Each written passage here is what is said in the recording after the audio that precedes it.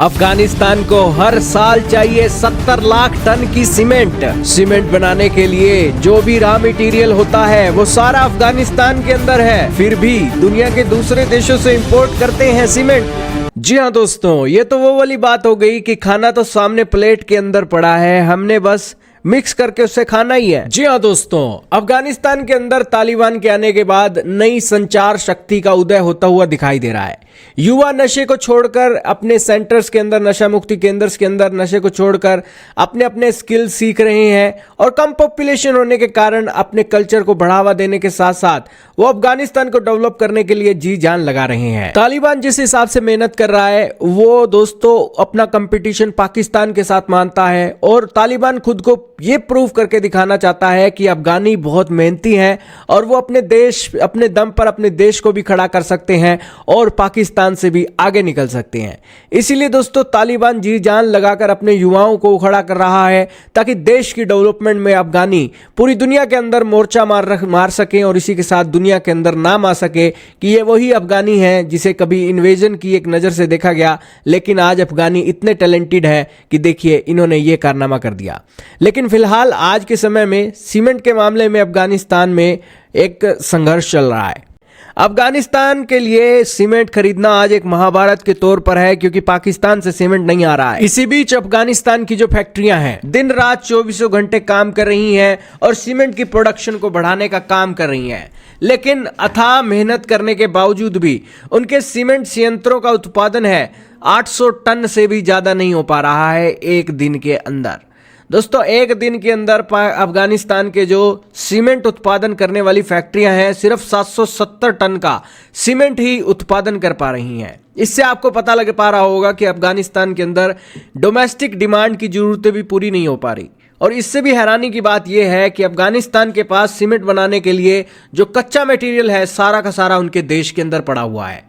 आप कहोगे कि फिर कौन से फैक्टर हैं जिन कारणों से अफगानिस्तान सीमेंट की फैक्ट्री नहीं चला पा रहा और सीमेंट का निर्माण नहीं कर पा रहा। सारी बातें आज जानेंगे, बहुत महत्वपूर्ण न्यूज है। चैनल पर नहीं हो तो जरूर सब्सक्राइब करना, बेल आइकन दबा देना। दोस्तों आज के समय में अफगानिस्तान अपनी सीमेंट की जरूरतें ईरान, तजाकिस्तान, उज्बेकिस्तान और कजाकिस्तान जैसे देशों से इंपोर्ट करके पूरी कर रहा है। पाकिस्तान से बॉर्डर बंद होने के कारण पाकिस्तान की सीमेंट अब अफगानी के अंदर नहीं आ रही है और अब अफगानिस्तान अपनी जरूरतों को पूरा करने के लिए अपने पड़ोसी देशों और अपने देश के अंदर सीमेंट का निर्माण करने के लिए चीज़ों को लेकर चल रहा है। लेकिन अफगानिस्तान में हर साल 70 लाख टन की सीमेंट लग जाती है और उनके देश में जो सीमेंट का उत्पादन है 1 लाख टन से भी कम होता है, जिस कारण से अपनी मांग का ज़्यादातर हिस्सा दुनिया के दूसरे देशों से इंपोर्ट करके पूरा करता है।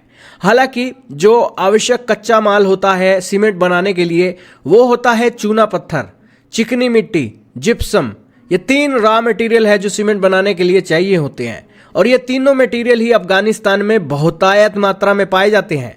लेकिन फिर भी अफगानिस्तान सीमेंट बनाने के लिए और इसे एक यूज करने के लिए एक कमजोर पड़ रहा है। इसके पीछे के कई कारण है बिजली आपूर्ति। अफगानिस्तान के अंदर बिजली आपूर्ति का संकट है क्योंकि अफगानिस्तान अपने देश के अंदर बिजली पूरी तरीके से नहीं बना पा रहा है।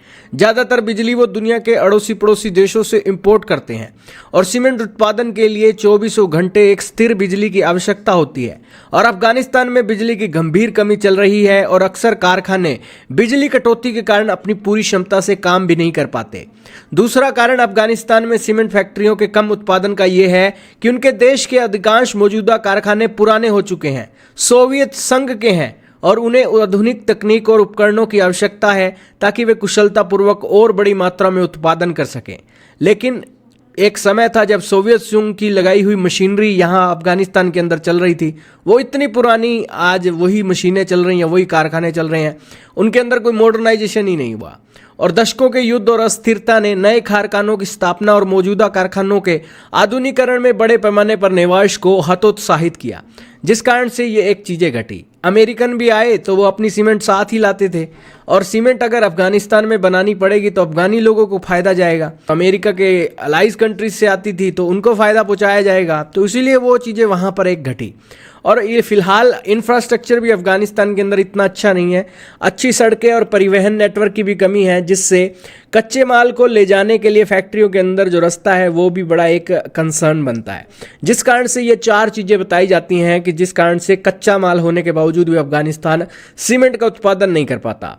तो खैर दोस्तों, अफगानिस्तान मेहनत करेंगे तो दोस्तों ये कोई बड़ी बात नहीं है, अफगानी अपने देश के अंदर सीमेंट की फैक्ट्रियां भी लगा लेंगे। वैसे भी अफगानिस्तान के एक तालिबानियों की दुनिया के अंदर बनती है, अरब देशों के अंदर बनती है, कतर के अंदर बनती है, यूएई के अंदर बनती है, चाइना के अंदर बनती है, रशिया के अंदर बनती है, भारत के अंदर बनती है और इनके जितने भी पड़ोसी देश हैं उनके साथ भी बनती है। तो कहीं से कहीं ये जुगाड़ लगाकर बहुत कुछ अच्छा कर सकते हैं।